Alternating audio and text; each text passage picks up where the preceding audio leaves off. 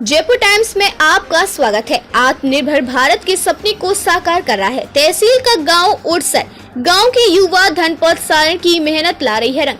पंचायत उड़सर के नाम से बनाई वेबसाइट पर गांव में बने देसी सामान की देश विदेश तक होती है खरीदारी। गांव के अनेक लोगों को मिला रोजगार। बदलते वक्त के साथ साथ भारत भी बदल रहा है। बीते कुछ दशकों में हमारा रहन सहन, जीवन, हमारे काम करने की प्रणाली, हर एक चीज में बदलाव देखने को मिला है। अब हम आधुनिक हो गए हैं। हर काम को तेज गति देने के लिए मशीनों का सहारा लिया जा रहा है।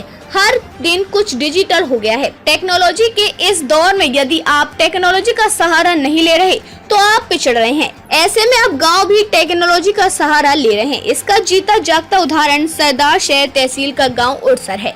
गांव उड़सर को हम डिजिटल गांव भी कहें तो कोई अतिशयोक्ति नहीं होगी। यहाँ के ग्रामीण अब अपना सामान अपने गांव की वेबसाइट के जरिए विदेशों तक भेज रहे हैं और अच्छे पैसे कमा रहे हैं। और यह बदलाव आया है गांव के युवा धनपत सारण की सोच के कारण। रोजगारी का समाधान पंचायती राज व्यवस्था 1959 में जब लागू हुई थी, तब इसका मूल उद्देश्य यही था कि ग्रामीण खुद अपनी अर्थव्यवस्था की योजना बना सकें। गांव में कुटीर उद्योग कैसे बढ़े, रोजगार को गांव में कैसे विकसित करें, पशुपालन को कैसे आगे बढ़ाएं, कृषि से संबंधित जो प्लानिंग है वह गांव के ग्रामीण खुद करें। इसके अलावा हस्तशिल्प के माध्यम से ग्रामीण रोजगार पैदा करें। मूल विचार तो पंचायती राज का था, वह कहीं न कहीं अब लुप्त हो गया है और यही वजह है कि तेजी से ग्रामीण शहर की ओर भागने लगे हैं, जिसका नतीजा यह है कि हर ओर विकराल होती बेरोजगारी की चिंता बढ़ रही है। वहीं गांव उड़सर के ग्रामीण आत्मनिर्भर होकर परेशानी का समाधान कर रहे हैं। दरअसल ग्राम पंचायत उड़सर के लोगों ने अपने गाँव पंचायत उड़सर के नाम से ऑनलाइन वेबसाइट शुरू की है। इस वेबसाइट के माध्यम से उड़सर गांव के ग्रामीण अपने गांव में ही बने सामानों को ऑनलाइन बेच रहे हैं, जिससे न सिर्फ गांव के लोगों को रोजगार मिल रहा है बल्कि गांव के लोग अब आत्मनिर्भर बन रहे हैं। इस वेबसाइट के माध्यम से गांव के करीब 25 से 30 लोगों को रोजगार मिल रहा है, जिनमें महिलाएं भी शामिल है। वेबसाइट के माध्यम से गाँव में ही मिल रहा है रोजगार। यूं तो सदियों से ही हमारे गांव में परंपरा चली आ रही है कि हर कारीगरी के कारीगर हमारे गांव में मौजूद हैं, लेकिन बदलते वक्त के साथ साथ उनकी कारीगरी अब विलुप्त होती जा रही थी, जैसे चारपाई बनाना, पीढ़े बनाना, महिलाओं का घर सजाना। इसके अलावा हमारे राजस्थान में खाद्य पदार्थों की भी परंपरा रही है, जिनमें सूखी सब्जियां शामिल है, जिनमें सांगरी, केर, बड़ी, पापड़, फोफलिया, काचरी, गवार फली आदि को सीजन के समय में सुखा लिया जाता है। गाय का देशी घी जो भी गांव का उत्पाद है, जो गांव में ही बनता है। इन सभी चीजों को ग्राम पंचायत उड़सर के ग्रामीणों ने अपनी गांव की वेबसाइट पर ऑनलाइन बेचना शुरू किया है। इसके माध्यम से न सिर्फ गांव के लोगों को रोजगार मिल रहा है बल्कि लुप्त होती हमारी परंपरा फिर से जीवित हो रही है और हम वही पुराने परिवेश में पहुंच रहे हैं। गांव में हुए इस क्रांतिकारी बदलाव के पीछे गांव के युवा धनपत सारण की सोच है। आईआईटी के क्षेत्र में काम करने वाले युवा धनपत सारण ने बताया कि गांव की जो आवश्यकता थी वह पहले उसी गांव में पूरी हो जाती थी। हमारी कारीगरी के दम पर ही हमारे गांव की अर्थव्यवस्था चलती थी।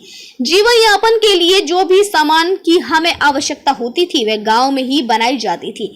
गांव एक दूसरे से इंडिपेंडेंट थे।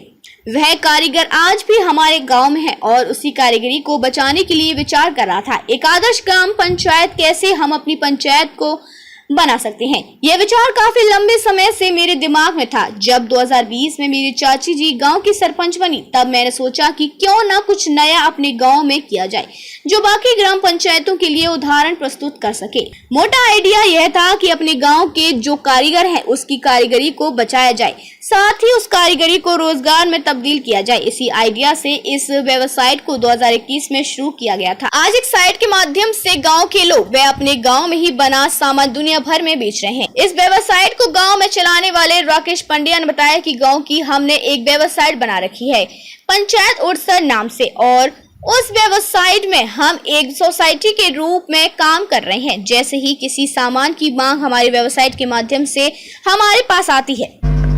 देखिए, ऐसा है, जिस दिन से हमने नगर पालिका का कार्यभार संभाला है, मैंने भी एक नारा दिया था कि सरदार शहर को बदलना है और सरदार शहर बदल रहा है, आप देख रहे हो।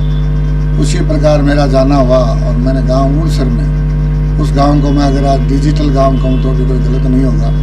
और उस गांव में मैंने देखा कि गांव के लोग मिलकर आपस में दुर्लभ चीज़ें कैरिया, सांगरी, पोपड़िया जो अपने मारवाड़ी में होते हैं और अन्य सभी प्रकार के सामान की ऑनलाइन डिजिटल बेच के और अपने गांव का विकास कर रहे हैं और उस गांव में ग्रामीणों को रोजगार भी मिल रहा है और एक स्वावलंबी भी भावना भी लोगों में बढ़ रही है। तो मैं तो निश्चित रूप से यही कहूँगा कि हर गांव के व्यक्तियों को, पढ़े लिखे युवकों को इससे शिक्षा लेनी चाहिए और उड़सर गाँव में जाके जो डिजिटल उन्होंने अभियान चला रखा है उसको देख के और अपने तहसील को आगे बढ़ाने का काम करना चाहिए। और मैं उड़सर ग्राम वासियों को मेरी तरफ से बहुत बहुत आभार, साधुवाद, धन्यवाद देता हूँ। आपको बताऊँ, चारपाई है, पीढ़े हैं, हस्तशिल्प के और भी अपने डेकोर के जो आइटम्स हैं घरों में यूज़ होने के लिए, वो बहुत अच्छी अच्छी महिलाएं बनाती हैं। और उनका ये है कि वो वेस्ट जो अपन कहें उनको यूज़ करते हुए वो बनाती हैं, तो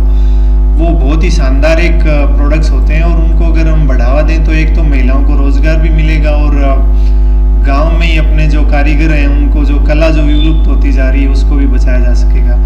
और इसी तरीके से अपन देखेंगे तो अपन अपने राजस्थान के गांव में एक वो खाद्य परंपरा रही है जिसमें अपन सूखी सब्जियां और सूखे ड्राइड फ्रूट्स को एक सीजनल है उनको अपन साल भर तक यूज़ करते रहते हैं। एक जो परंपरा थी जैसे सांगरी है, कैर है, बड़ी है, पापड़ है, इस टाइप के जो हैं वो खाद्यान्न हमारे थे, वो परंपरा भी धीरे धीरे विलुप्त होती जा रही है।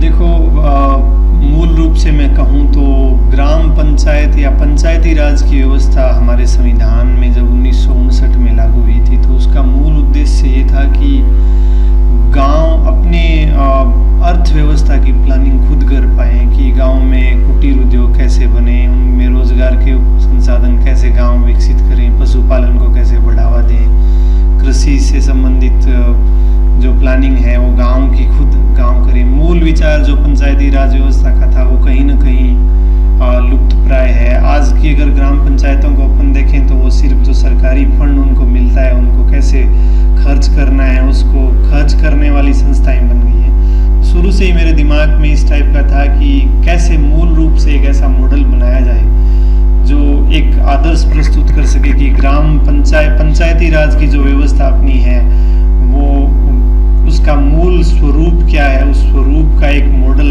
बन के आए